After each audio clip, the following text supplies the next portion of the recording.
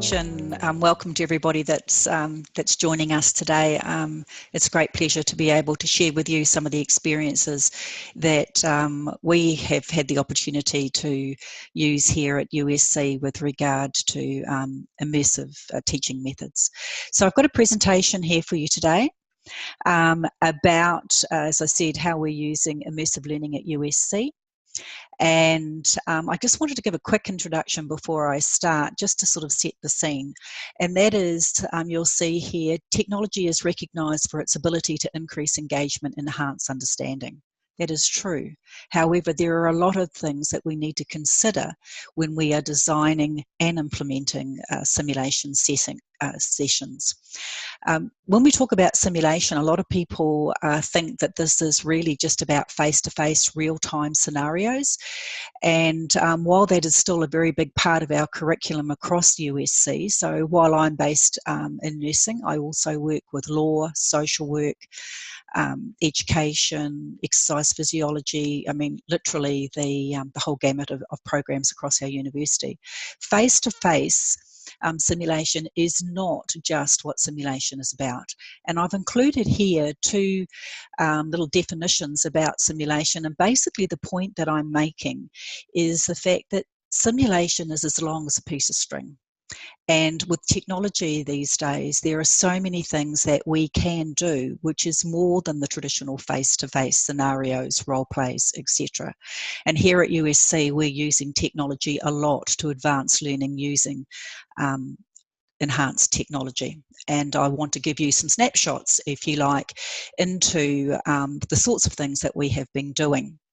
And mainly I'm going to draw on VR, AR, AI, and mixed reality type methods, but I'd like to conclude with some lessons learned. So just quickly, face-to-face real-time simulation. I'm obviously coming from a health background, so there's some examples here. We use simulated patients, or some people call them standardized patients, quite a lot here. We have specialist programs within the university using drama, whereby instead of being volunteers working in health simulations, these people have to do coursework which is specifically related to health education. And the program's called Acting for Health for people that might be interested. I'm quite happy to provide further details about that later.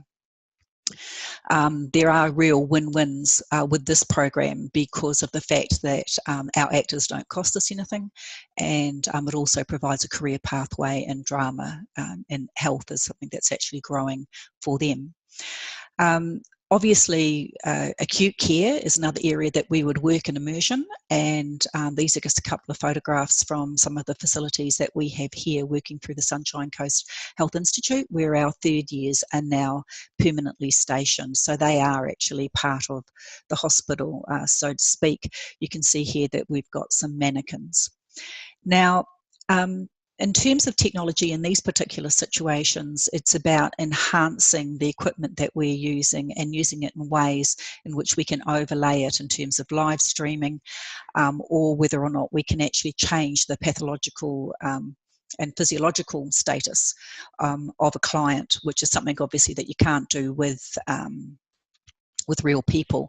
And I'm sure at Charles Sturt, your simulation laboratories for health would actually include the same sort of equipment.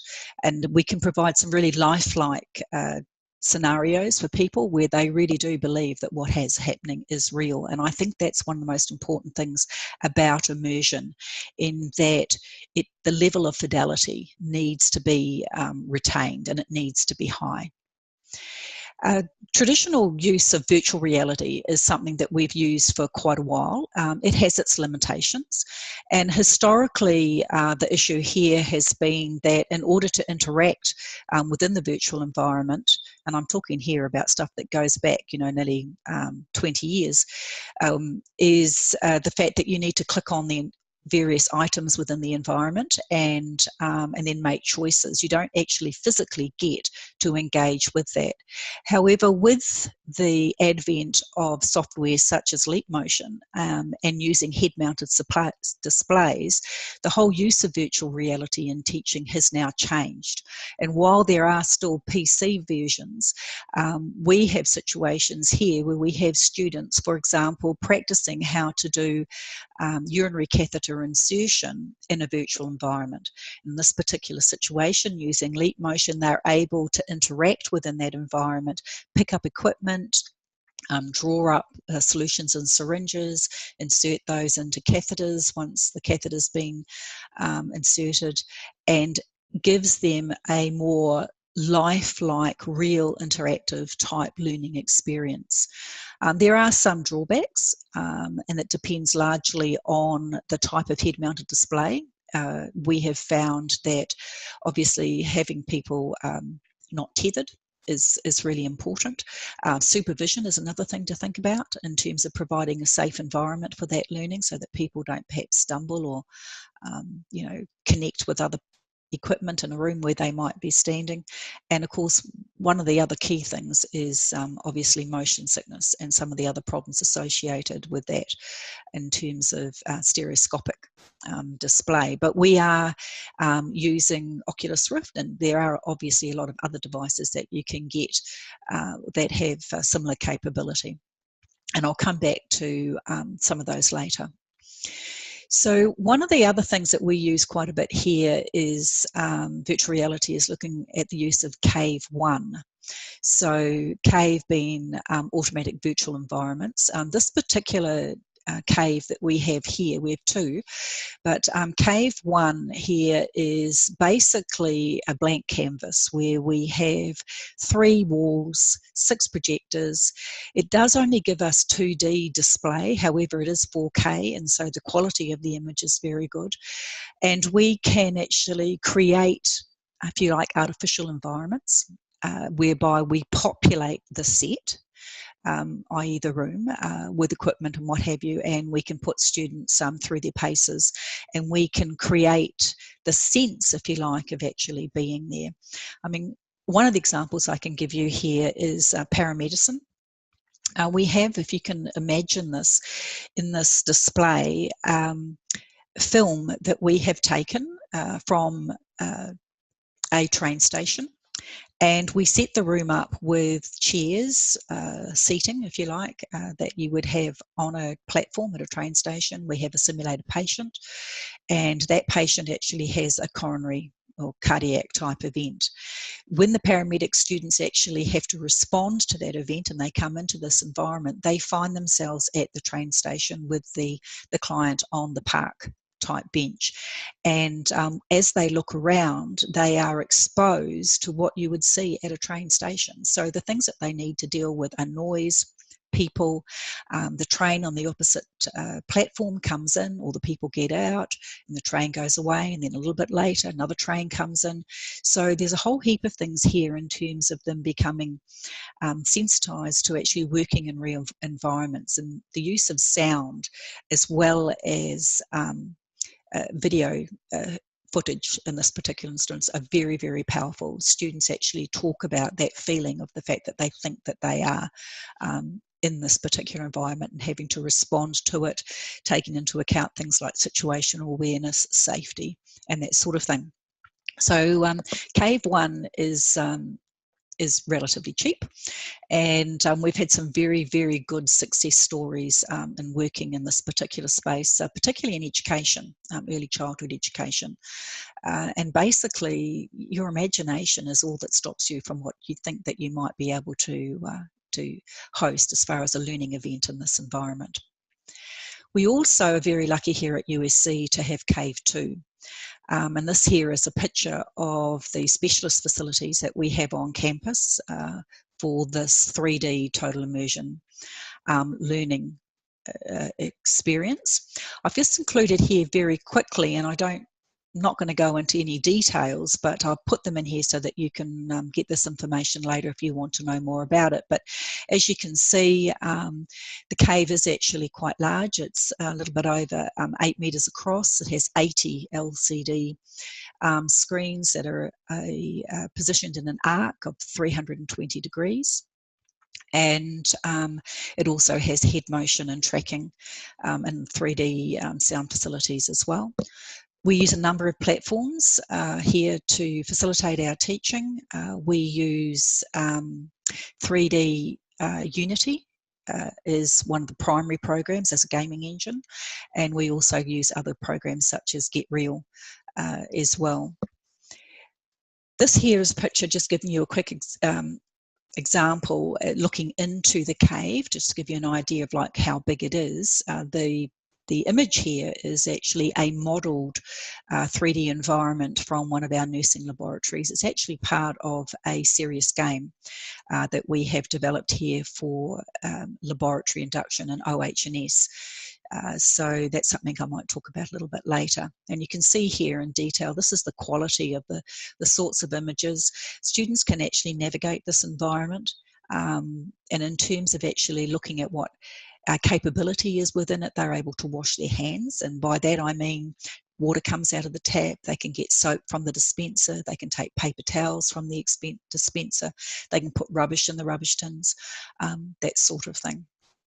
And with this, of course, they would be wearing the stereoscopic 3D type glasses.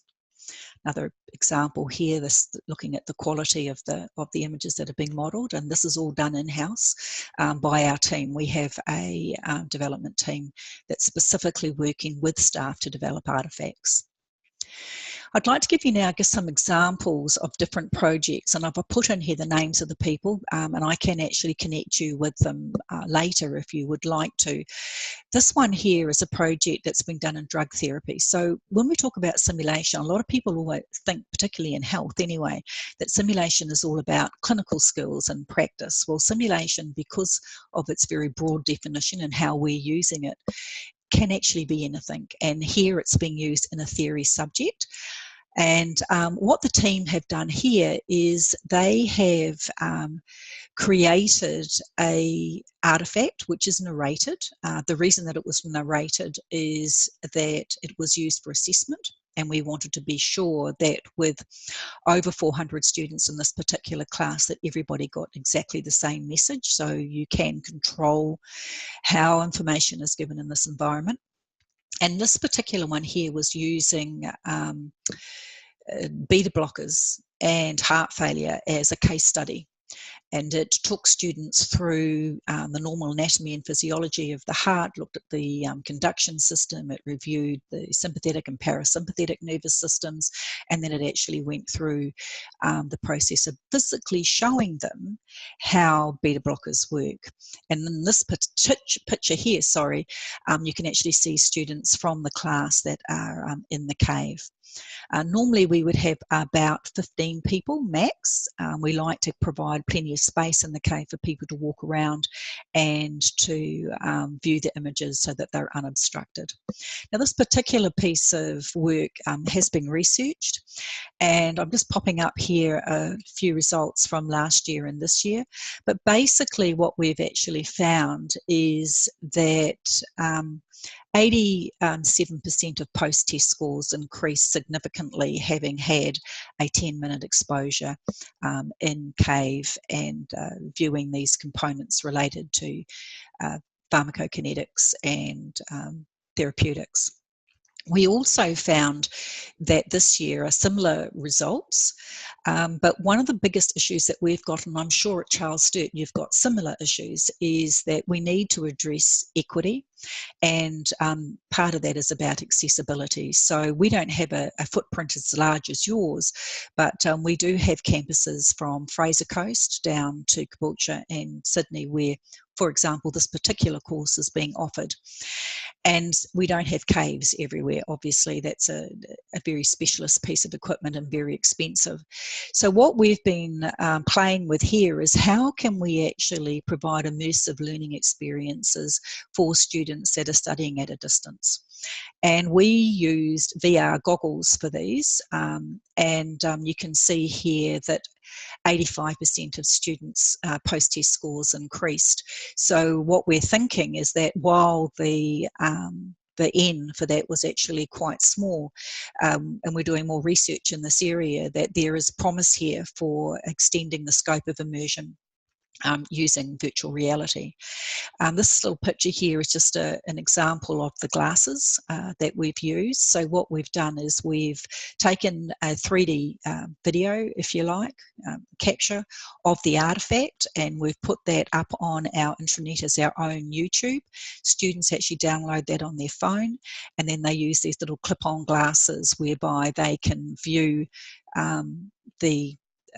the artifact in 3D and look around up, down, side to side, that sort of thing as well.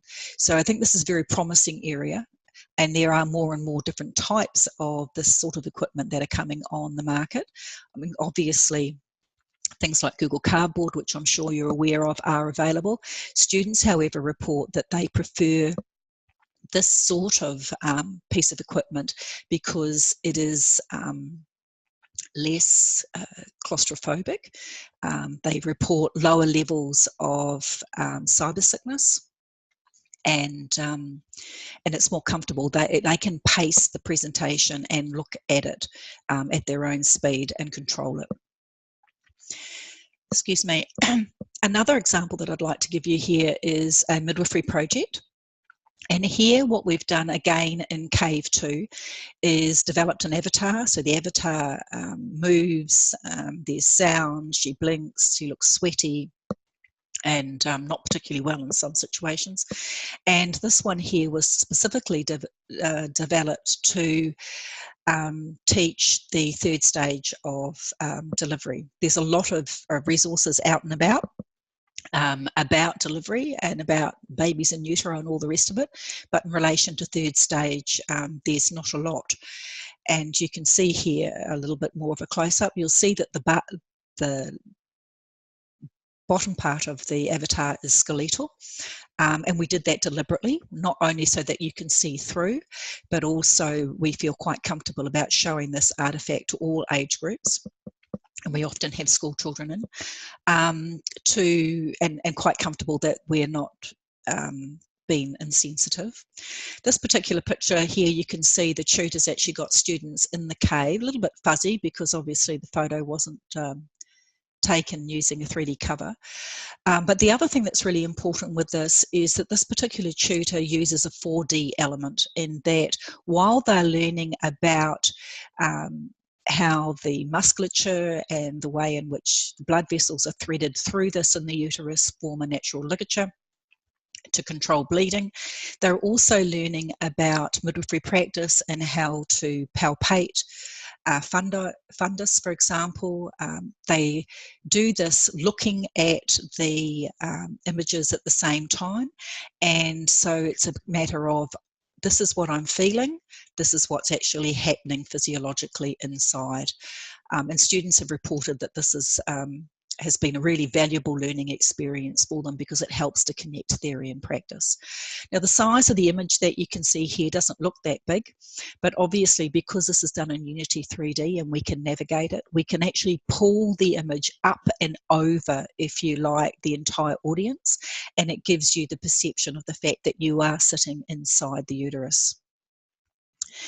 Another product, one that I want to talk about here is another science subject. This one here is a program called Stuck in the Cell Membrane. And basically we're looking at biology here, and obviously there is a vast amount of complex concepts that students actually have to learn as far as the cell membrane goes, and not only its structure and function, but how molecules move across membranes, etc. Now, historically, we've actually taught this content by using overhead projectors and PowerPoint presentations and normal lecture type approaches, and you can see here an example of that theory. Quite complex. What I want to show you now is, in actual fact, how we've changed through immersive technologies teaching this particular content.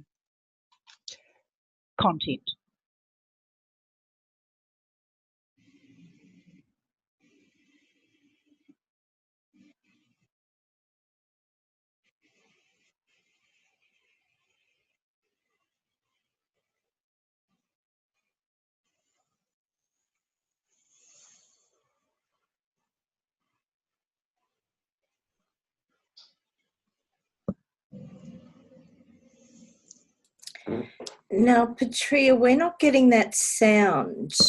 We're not getting the sound. I think you're getting it in your headphones, but we're not getting Just that. trying.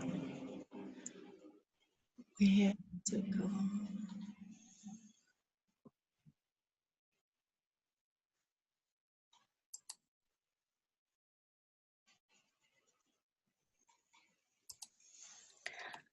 It won't. Okay. Could I suggest... Go down. That's okay.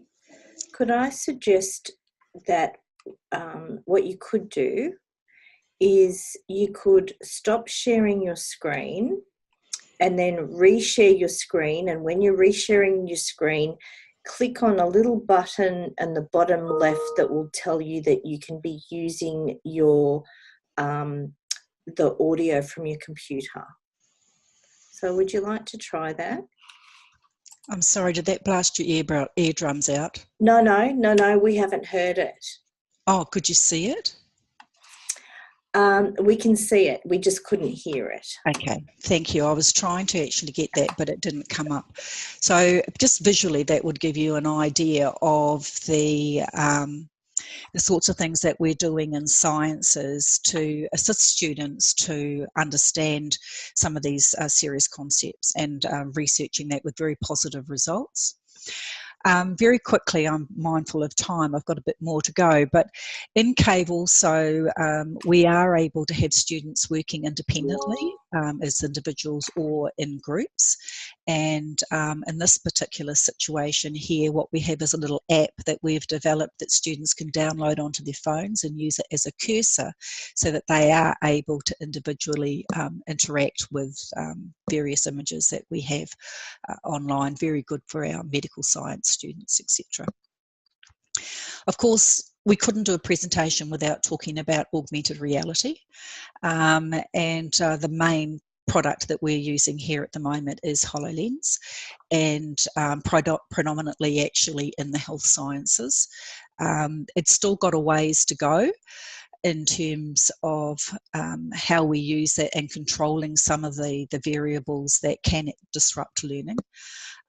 In nursing and health studies, obviously there are vendors out there, and this is an example from CAE, where they're using holographic images overlaid over mannequins, etc., to assist in teaching people how to perform procedures. And we are doing this a little bit where we are. One of the key things, though, is that you only see a hologram if you've got the actual headset on, and there is also now, and you may know of this, equipment and software available, and I'm thinking specifically here of spectator view, whereby you can capture the holograms and then stream them, if you like, and project them so that other people can see high resolution images. This is actually relatively inexpensive equipment, and I think well worth exploring the use in teaching, because the reality is most of our teaching is to large groups, and I'm sure at Charles Sturt University your courses would be no different to ours. We can have 1,200 students in a class. You know, not 1,200 students can't all access their holograms like this, so we just don't have the time. We need to look at how we teach with groups. So one of the things that we've done, and I apologise here because this picture isn't as clear as it could be, but what we've done is, if you know, HoloLens has actually got a little camera in the front of the lens, and what we've done here, this is a lecturer, we have captured what the lecturer is seeing, and we've streamed it and routed it back through the system to project it 2D, and also to capture this so we can actually record it and stream it to other campuses as well through EduRoam. But what's really interesting about this here, it is a 2D image, but because the tutor is looking at the students, when the students are in the lecture theatre, they can see students on the other side of this heart that you can see here, and there you get the feeling that the lecture theatre becomes cylindrical, and there is this perception, if you like, that in actual fact the heart is in actual fact hanging in front of you. Students often don't realise that it's themselves that they can see on the other side of the screen just because of the projection and the way it is. But we are playing with this more and more. Obviously things like motion sickness or cyber sickness is something that needs to be navigated. If the tutor moves their head too much, it's like being on a roller coaster ride, and obviously that's not very good. So one of the things that we've done, which is a bit like the product that I just showed you, is we've got a rig that we've set up that we put a separate HoloLens on to actually do the capture, etc. And we found that that's been very, very useful. Just briefly, artificial intelligence. This is actually coming to the fore more and more, particularly in health education, and the capability of mannequins that can talk to you. They have speech recognition as well as facial recognition and that sort of thing. They speak in multiple languages. I don't know if you've seen Alex, but he's on the local market at the moment. Another one, if you haven't come across it already, and I'd encourage people to have a look at this, is Baby X. So Baby X comes from the Auckland Bioengineering Institute, the Lab for Animate Technologies. And basically what they've done is they have been able to imitate biological responses of learning and simulate chemical reactions in the brain like dopamine and oxytocin. And Baby X here actually follows you around. She responds. She's now able to read and talk, and I think that this is going to be a huge aspect of our future. Basically, I say, you know, imagine what if your avatars were able to communicate with you like other human beings. And they have actually got a couple of new systems in now in terms of looking at visualization and modeling, which I think have got a contribution to make. So a simple Google search will pull them up. In terms of digital simulation, we use serious games a lot here at USC. This is the lab induction, one that I spoke about a little bit earlier.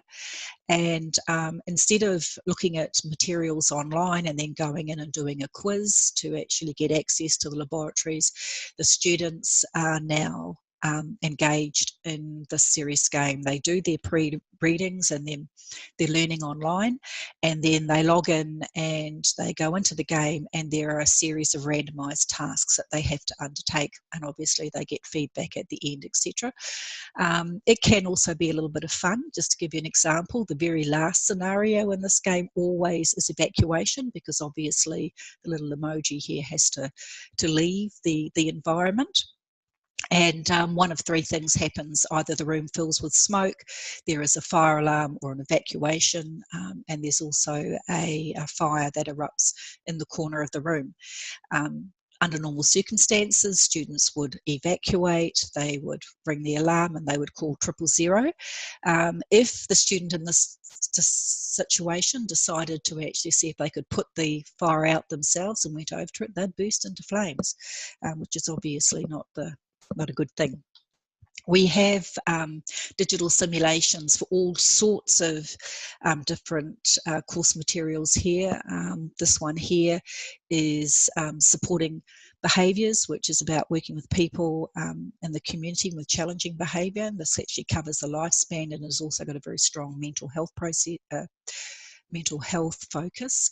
And in this particular game was a finalist in the Australasian Serious Games Showcase last year. We do have another one which is on environmental scans and working in the community. Very strong health and safety focus for that too. We're using these in the classroom where tutors are actually playing games with students and then preparing them for their use, often in assessment. In occupational therapy, for example, these games, the students in third year are using them as a competency assessment and are required to get a minimum of 80% to pass course requirements. In other places, they are used purely as an immersive type learning methodology. So why is all this sort of stuff important to us? Well, for us, it's all about the fact that we know, as I said earlier, technology does have an impact on learning, but there are some things that we need to consider. And one of them, you may know of this, is a condition called aphantasia, which often referred to as being mind blind. And this is when people are unable to create mental images.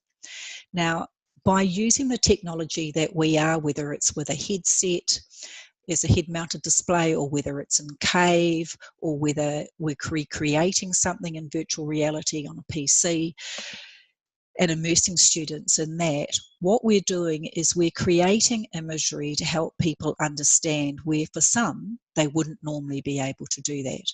And I have been collecting anecdotally a little bit of information over the last couple of years and have actually found people that fall into the three categories of those that are unable to visualize. If I was to say to you, I want you to close your eyes and visualize an apple, could you do it? Most people will say yes. When I ask people, what does your apple look like? They often talk to me, oh, mine was green, or mine was red, mine had a worm in it, mine had a leaf on it, that sort of thing. For those people that can't visualize, they will say usually one of three things. Either all I can see is a color. And for example, if they were trying to visualize a green apple, they might see green. Other people will say, I saw nothing. And when you ask them to explain, they just say it's black, there's nothing there. And then there are another set of people that will actually talk about the fact that while they can't see anything, they can feel or hear noises. They talk about vibrations in their head, but no actual image. Now, what's really interesting about this, if I think about it from a teaching and learning perspective, and I think back over my career, and I think how many times have I sat or stood in front of a class and said, it's a bit like this. What I want you to do is to imagine. Well, the reality is that 1 in 50 people can't do that, and then I wonder why they just don't get it. So what we're actually finding, and maybe this has got something to do with our results, where we're talking about 89% of people having higher post-test scores, is that we're providing learning environments and a level of engagement through immersion that actually helps people to connect the dots and to get a better understanding of these really difficult concepts. To finish though, I think that we need to think about the considerations around using technology and particularly visualization. And the first point that I want to make is that exposure does not equal learning. Just because I put students in Cave and I show them images doesn't mean to say that they will understand it. And we have a very, very important role in facilitating that learning for students. And we need to think about the pedagogy that is wrapped around using simulation and visualization. Here at USC, we use a immersive simulation pedagogy. So we always start with pre-brief and have online learning materials. We have exposure, obviously, but we also follow all of our sessions with a formal debrief, and we have our own framework here for doing that. And the debrief is usually 2 to 3 times longer than what the exposure is. Obviously, learning outcomes should determine not only the modality, but the artifact and how you use it, and also have a major impact on design considerations. And we do need to think about, whether or not this is something that's being used purely for learning or whether or not there is an assessment component to it. And the example that I gave earlier here is having narrated artefacts versus those that are facilitated in real time. Another consideration that we've had to challenge and do things about is staff expertise. And it's like all situations where you bring on new technologies. We can't assume, I should say, that people can just step in and do it and manage a visualization, immersive learning situation. And having staff expertise and support is really, really important. Cost. You might say to me, well, Patrea, those artefacts look pretty good. How much do they cost and how much time do they take to develop? And the answer is a lot. A lot. And we're very lucky to have a development team here to support us to actually do that. Their expertise are quite special. They're not the sort of expertise that you can just pull off the street. And a lot of adaptation has had to occur to actually learn how to use, for example, Cave 2 and to develop artefacts appropriately for that. Accessibility I've talked about in terms of cross-campus delivery. Compatibility is something also that needs to be considered, especially when we're putting things on handhelds, apps, devices, taking even our 3D images and giving them to students. One size doesn't fit all. I've got a fairly modern new phone. It doesn't have a gyro in it, believe it or not, and I can't even watch the 3D movies that we capture and make as a result of our artefacts and caves. So we need to think about that. Group size is something else that's really important in managing groups. Head-mounted displays I've mentioned. The weight of them, particularly HoloLens and some of the other head-mounted displays, they are heavy. They're not comfortable if you wear glasses. It's an issue if they're tethered. And the thing that we need to remember from a learning perspective, well, I think it's important, is that often these are what we'd refer to as individual learning experiences. And my question to you is, how do you facilitate learning when somebody is seeing something that you might not be able to see, is pacing it in such a way that you have no control on and are unable to intervene and or support them? And then to add to that, what happens if that one person is part of a group? What happens to the rest of the group? I think we also need to think about the impact of immersion and stereoscopic displays, in particular cyber sickness. Interestingly, we have found, though, that with passive viewing in 3D, it is less likely that students will feel ill. And in actual fact, our latest research shows us that very, very few people are affected if your environment is large enough and they do have the capability to control it and to be able to move around. So that's just a quick skip through the daisies, if you like, in terms of some examples of what we're doing here at USC and some of the issues that we're working with at the moment. I'm more than happy to take questions and also to correspond with people after this presentation.